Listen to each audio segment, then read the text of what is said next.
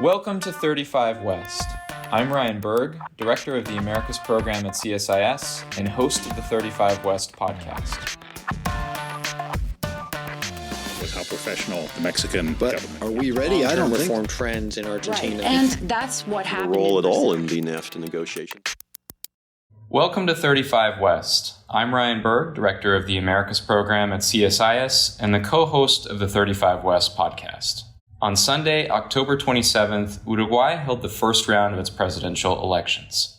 Notable for its relative political stability and centrist impulses at a time where political polarization is on the rise in the region, the vote lived up to Uruguay's reputation and was by all accounts orderly and transparent.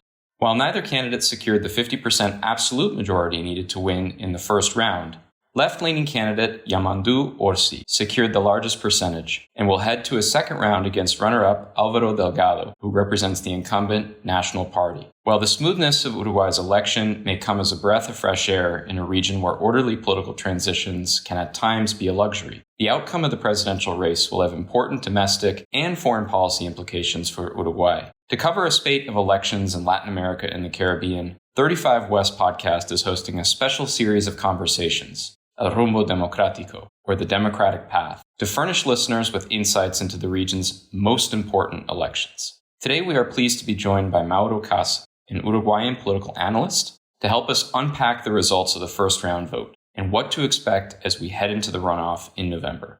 Mauro has held a number of positions, including serving as an assistant professor at the Universidad de la República in Montevideo. He is currently a pursuit lead with Microsoft Industry Solutions. Thank you so much for joining us today, Mauro. I'm happy to be here. Thanks for this interest in our elections. Indeed we are. Mauro, you've been covering politics in Uruguay for years now. While many analysts have stressed the overall atmosphere of moderation that seems to have characterized this race, could you begin by sketching a sort of scene setter for our audience? What are the key issues at play in this election, and how did they manifest over the course of the campaign? Yeah, let me begin with the first thing you say about moderation. This is a keynote of the Uruguayan political system, like historically. I think there is something about bipartisan politics that was going on during all 20th century. And moderation has been like a historic key in our system, I would say. It's not something particular for this election. Even though in this election in particular, we had like a set of candidates that for their own like personal characteristics, yes, they are like the summon of moderation, both of them, because they've been part of political system for many decades. They occupied important positions. So they are like full insiders. You could say that they are like real products of the political system. And that's something that make easier conversations and negotiation and all of that. That being said, the main topics of the campaign, I would say it was kind of an empty campaign in terms of discussion of policy. And that was very stressful for us, analysts and journalists and everybody that was trying to get something from this campaign, because both candidates, they were very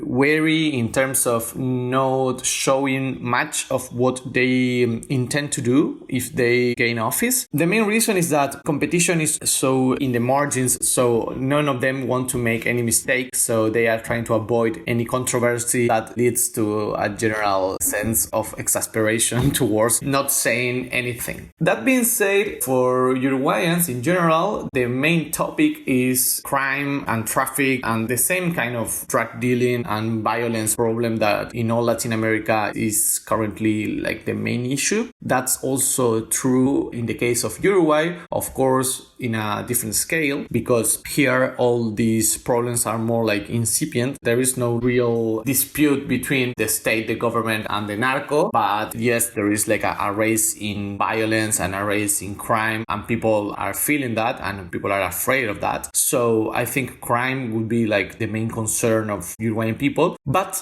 candidates didn't address that in a very clear way. You don't have real clear pathways in which they will be attacking crime in the next period period of government. So we really don't know what they are going to do on that. Something that I think it's a hope is that they will find some common ground to establish common policy on that, because there is this idea of, okay, the left governed during 15 years and they couldn't tackle crime. And this more like right-wing coalition, a government governed during 5 years and they didn't obtain better results either. So for people, it's like general feeling that everybody failed on this. So there's something different that must be done, and there must be like a window of opportunity for some kind of transversal agreement of the whole political system. But I don't know, that's more a hope than something concrete that they have said during the campaign. Let's take a closer look at the two candidates who will be going head-to-head in this next round. Both represent storied political parties, and both have serious prospects to be the next president of Uruguay. Orsi and Delgado hail from starkly different backgrounds. What, in your opinion, are the key differences between the two candidates, and what do you feel accounts for Orsi's lead heading out of the first round? Yeah, I think, of course, they come from different parties, but they are not very different, really. If you take a closer look to their careers, they've been part of the political system like forever. They pertain to governments that were well assessed by the citizenship. So I wouldn't impose so much on the specific characteristics of candidates, because Uruguay is a party democracy. So parties are very important. Like, you can say that when the election is over, then the day after, like 80-90% of people already know what they are going to vote in 5 years. So that says something. It's not about candidates, it's about parties. There's a saying that Frente Amplio, the left, instead of a candidate, they could put like a robot or anything and they would obtain the same amount of votes. And that's true. Of course, in a campaign that the election is going to be defined by very close margins, of course, candidates are a difference, because there is like a 10% of people that they will define the election because they are the swing voters. So they are important, but just to establish this, like there is like an 80-90% of political preference, which is solid, and there is like a lot of political identification towards the established parties. Therefore, Frente Amplio in Uruguay, for the last 2 decades, they have between 40 and 50% of vote intention. That's something which is solid. If they make a great election, they are going to be leaning towards 50. And if they do like a bad election, they are be closer to 40. But 40 is like a rock number. They are not going to be below that. The same is true for the other parties. You know, the National Party is going to be always between 20 and 30, or at least that was the case during the last 2 decades, and the Colorado Party, they were always between 10 and 20. So all of that is pretty solid. It's just to say, this election of past Sunday, there was nothing too disruptive to discuss. Like, Frente Amplio was a bit less than what they expected, because they voted around 44 and they were expected around 46 or 47. The National Party, they got 26 and they were happy because the polls were giving them like 22 or 23. And the Colorado Party, they were expecting a bit more. They were expecting to break the ceiling of the 20 and they didn't do it. They got 16 points. So there's no great difference if you compare with the past presidential election 5 years ago. That being said, we could think that Orsi has an advantage right now, and that's for sure, because we go to a second round in which he already has 44% of votes. So probably he needs 2 or 3 or 4 more points to win, because there's no strict need of getting to 50. You can win like at the national election with 48 or something like that. So he's closer, of course, and he has some good prospects because Orsi is a more popular candidate. He has good rates in polls. He has a lot of resistance with voters. There's a lot of people who don't vote for Orsi, but they don't dislike Orsi very much because he's like a very easygoing guy. He's like very approachable and likable. We have like this word to define. He's like a gaucho, you know, in Latin American terms. He comes from the countryside, so he's very friendly and all of that. That's an advantage for sure, because in a national election, when many people need to vote for their second preference, because many people don't have their first preference in a second round, because your favorite candidate is not in the second round, that's an advantage. If you don't dislike this guy so much, that's maybe a reason that you can have to go with him. That would be like the Orsi's main strength. And on the other side, Delgado is not that popular, is not that likable. He doesn't have those numbers, but he has another strength that is the coalition. He has all the support from the rest of the parties that didn't go to the second round. So of course that's important, and we already know that a great majority of people that supported Colorado Party or that supported some other minor right-wing parties, they will vote for Delgado. The thing is that for Delgado, a great support from those voters is not enough. He needs them all. And that's the main challenge, because you can always lose something between the first round and the second. It's not so automatic. Of course, that probably 80 or 90% of those voters will vote for him. But if he doesn't get around, 95, 97, like an incredible number of those people voting for him, he won't win. Because right now he is 18 points below Orsi. He's 26 and Orsi already got 44. So it's an open contest. We don't know what's going to happen. We still have like 4 weeks of campaign ahead. There's going to be a presidential debate. There's going to be probably a change in the strategies. But I would say that today, Orsi has an advantage. It's not a great advantage, but I think he's in a better position to win the presidency right now. Let's talk about that third candidate from the Colorado Party that got about 16 or 17% of the vote. The first round saw him, Andrés Ojeda, in a slick social media-oriented campaign. Does this campaign signal the rejection or perhaps even the beginning of a more populist style in Uruguayan politics? I wouldn't say so. I wouldn't say that his style was populist. I would say that it was, of course, personalism. Like, it was all centered in his looks and his, how to say this, but if the campaign as a whole was lack of content, you would say that the campaign was pretty empty of relevant discussions. The Ojeda's campaign was the extreme of that. Ojeda's campaign was about his zodiac sign and about his muscles and about him on gym. I know, it's embarrassing. For all of us analysts, every time that he released like a new ad, it was like, what is he doing? What is this guy doing? He was talking about pets and talking about the gym and talking about stupid songs that he liked, things like that. Of course, all of that is exasperating, but it's part of a strategy, and he got like a relatively good result doing that, because he tried to appeal to a less politicized voter. He tried to appeal to young voters who really don't care about politics at all and are not interested in like the big issues. They don't watch the news, they don't read the newspaper. So all of that was the target of their campaign. I don't see that as a risk, because the Colorado Party itself, it's a very well-established party. They were the government during the largest proportion of Uruguayan history. The Colorado Party is like the party of government. They were in government for almost a century, and they have like a very clear ideology, and they have a program, and they have good technicians and people that are there and are producing policy and ideas for the party. So there's nothing to do with outsiders or anti-politics or anything. They are the political elite of Uruguay. But they found a candidate that could maybe appeal to another part of the electorate. In the last couple of decades, the Colorado voters were more characterized like older and more conservative. So Andrés Ojeda tried to shift that and try to appeal to young people in cities, urban, more educated people that don't usually vote for the Colorado Party. We still don't know if he got it. We will have to analyze data and the results with more detail to know. Anyways, the Colorado Party in the past presidential election got 13% of votes. Ojeda right now, he got 16%. Of course, they are trying to frame this like a great success. That's what politicians do. But for us, watching this from outside, we don't see this like a great success. He did a very professional campaign. It was the most disruptive communication maybe, but the results, you could say, are modest.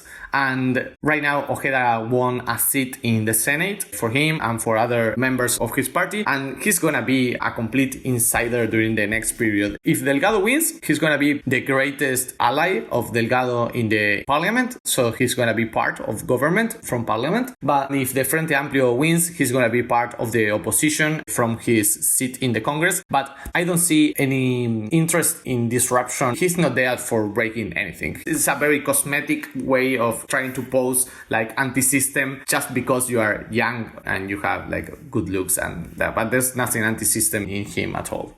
So the vote on October 27th was not just about the decision for the next president of Uruguay. We also were looking at two very important referendums that were put to a vote, both of which failed to reach the necessary threshold. Perhaps most noteworthy was a proposed pension reform, which would have lowered the country's retirement age and pared back large portions of the country's private pension industry. What is the significance of this reform, and where do we go now that it has failed? Well, there is like a bit of context here that is important. The current government in office, Lacalle Pou government, they already passed a law that reformed the pension system like 2 years ago. This law is very unpopular because now you need to be 65 years old to retire. Historically in Uruguay, it was 60, and the retire age was something that is very important and very respected, and majority of people, they looking forward to that. You know, you can retire with 30 years of work and 60 years of age. The government of Lacalle, they changed that. They put it in 65, and many people are really, really angry with that. So that's like the context. When that law was passed from the left, there was like a big debate about how to oppose to that. Everybody in the left is against that law. The thing is, there is a big discussion about the strategy of how to try to reform that law. Some part of the left, they were trusting on winning the government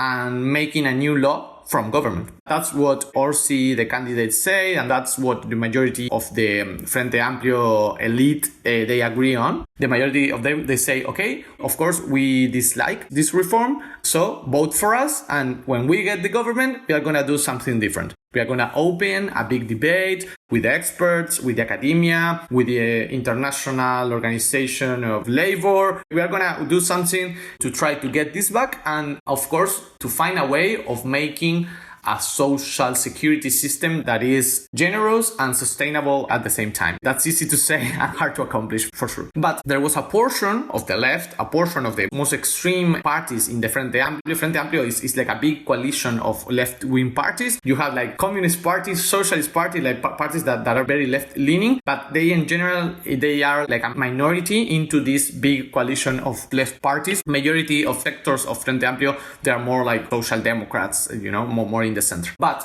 these leftish sectors of Frente Amplio, they went for a constitutional reform. So the way they had to oppose this law was trying to get a constitutional reform. So trying to put in the constitution that the age of retirement is going to be fixed in 60, that the minimum pensions needs to match the minimum wage. That was also part of the reform, and the nationalization of the partly private pillar of the pension system. And they got the support from the unions, a lot of like social organizations that they were pro this reform. The thing is that in Uruguay, the referendums, they have like a very big threshold to be approved. You need like more of 50% of all votes casted during the election day to be approved. And in general, we already know that referendums that are successful are those who are supported by multi-party coalition. You know, you need a very big support from parties to make people vote for referendums. This is boring. I don't want to go deep into this, but it's because of the way we vote. To support a referendum, you need to put another piece of paper into the envelope that you're going to vote. So it happens that there is not a no option. You only have like the piece of paper for support this. So if you don't put anything because you forgot, you didn't care, you didn't know what's this about, it's the same as voting against the reform. So to get a reform approved, you need more than 50% of people that are actively supporting this, that are actively voting for this, and that all of them are so convinced that they remember putting this other list, this other piece of paper with their votes. All of that make that in general in Uruguay it's very hard to get any referendum approved. It doesn't happen very often. The last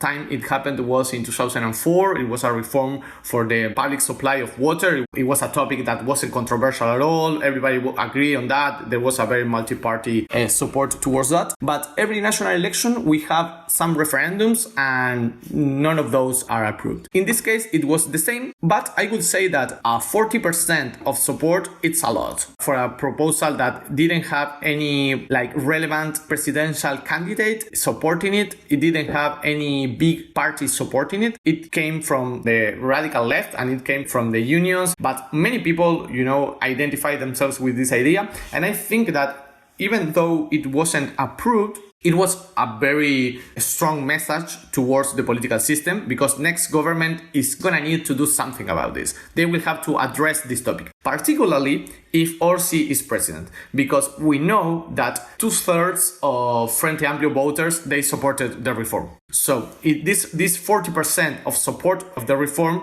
it comes largely from the left. So Orsi, if he's going to reform the law that is currently in place, the law that was passed by Lacalle Pou, he will have to take into account that the great majority of his voters, they want to get back to the older system. They want better pensions, and Uruguay will have to discuss a way of providing a sustainable pensions system that doesn't take away the conditions that are already in place, and that probably will have to go back to the 60-year-old age of retirement. But this is a very widely discussed topic all around the world. All pension systems around the world are under a big pressure. So yeah, it's going to be interesting to see how this roll out during the next period of government. So having just explained to us how difficult it is to pass referendum in Uruguay, I want to ask you about the other referendum, which was about expanded police powers to carry out nighttime raids amid rising public safety challenges. Mauro, you said that security and public security and rising sense of insecurity among the Uruguayan people, as well as criminal organization challenges, is one of the top issues in this campaign, if not the top issue. So given all of that and the salience of security as an issue in Latin America writ large, why do you feel that this proposal failed to gain majority support?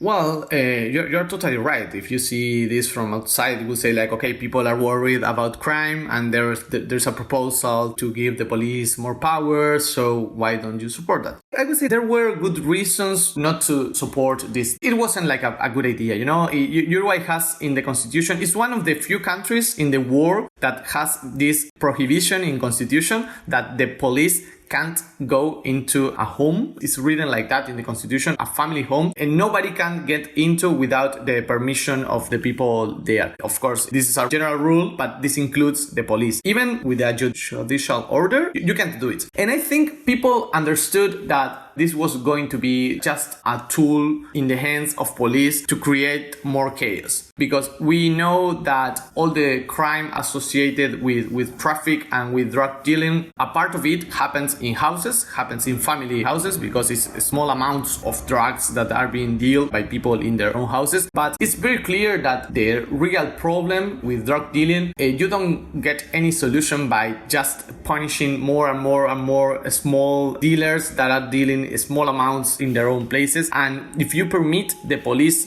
to get into houses during the night, there is like a big risk of mistakes. There is like a big risk of people getting in the middle of mutual attack between police and bands. So I don't think that people saw this as a good idea. Even though there were like a majority of parties supporting this idea, all the right-wing parties were endorsing the reform, all of them were campaigning for the reform, only the left was against it. But yeah, I think my majority of people in Uruguay are very keen on civil rights, very keen on civil liberties, very keen on the right to intimacy. I don't think people in Uruguay would like to have the police smashing your door or breaking into your house. If that could happen maybe by error, by mistake. Police in Uruguay is not that professional that they won't make any mistake on that they will say, okay, maybe they are looking for my neighbor, but they break into my house. So people, they don't trust, I think, the police so much, like to giving them the permission to do that. So yeah, it failed. I think that it was a sign of maturity also from the citizenship not to endorse this proposal, because it's like passing back the ball to the politicians, saying, okay, don't offer like easy solutions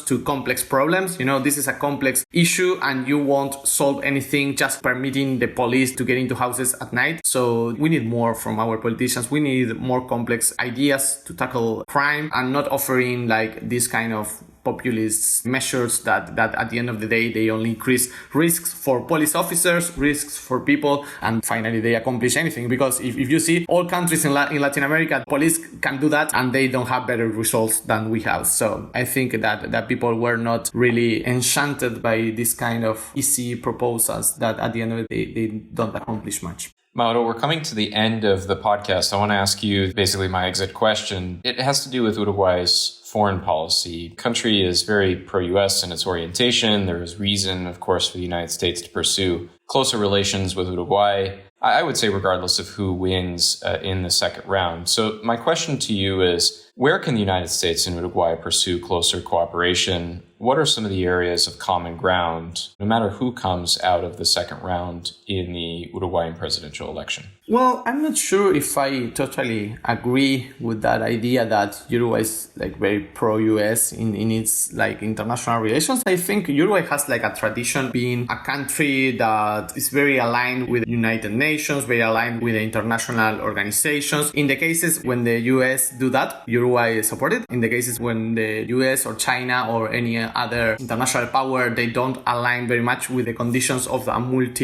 multilateral organizations, Uruguay in general is part of the multilateral organizations. I think the international policy in Uruguay during the last decades was more regional than US oriented. It was a bit more oriented to the rest of Latin America. In Uruguay, we see very close politics in Brazil. We see very close politics in Argentina. And I would say that during, the last 2 decades maybe, the US didn't have a very clear focus on Latin America. The US foreign policy, of course, is more focused in the Middle East and in China and in the Southern Pacific. And Latin America is not a hot issue right now in US policy. And you can see that because the relations, of course, in terms of commerce, relations are always good. And Uruguay is a very open country towards trade with anybody. We really don't have real restrictions on that. But I wouldn't pose Uruguay an aligned country with the US policy. You can see that in several topics which are controversial. For example, the conflict in the Middle East, the Israeli-Palestinian conflict is a topic in which Uruguay has been more aligned with the European Union, for example, than with the US. Even during this last period of government with Lacalle Pou in the presidency, you could see a bit of change on that and a bit more alignment with the United States and Israel, for example. But it's not something that's so common in Latin America. If you see the broader history of Uruguay, the alignment tries to be more with the rest of the Latin American countries and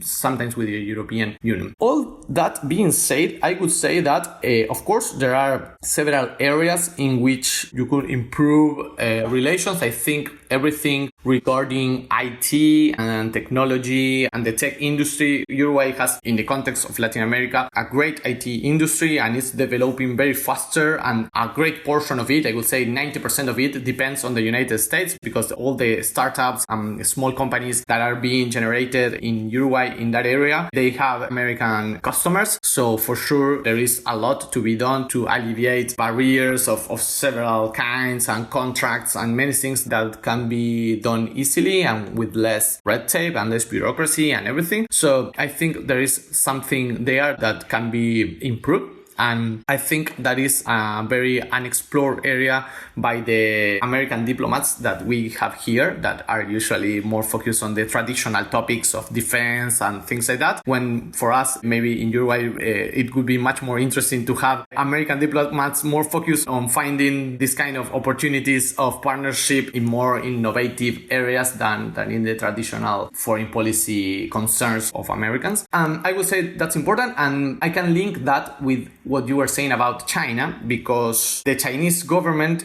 is usually, they have a lot of openness on those same areas in which it's usually hard to cooperate with Americans. So that's a window of opportunity for China and for Uruguay, because you can see the embassy of China here and in other Latin countries much more open towards this kind of joint endeavors in areas like infrastructure, in areas like IT, technology, all of that. And you don't see the Americans so proactive on that, which is, of course, it's a paradox because the US still leads on all those areas in international economy, but there is a mismatch between how advanced the United States is on those areas in terms of the technology lead, of course, all the big companies and everything, and the efforts they do to partner with other countries in those same areas. So I see there a gray area in which there is a lot of room for improvement. And of course, you can see that the Chinese are taking the lead on that, on this kind of joint efforts towards innovation and ID and things like that. So I think there's something there that needs to be accomplished. accomplish. And as you were asking, I don't see that it's going to be a big change in bilateral relations with any government, because foreign policy is very stable in Uruguay.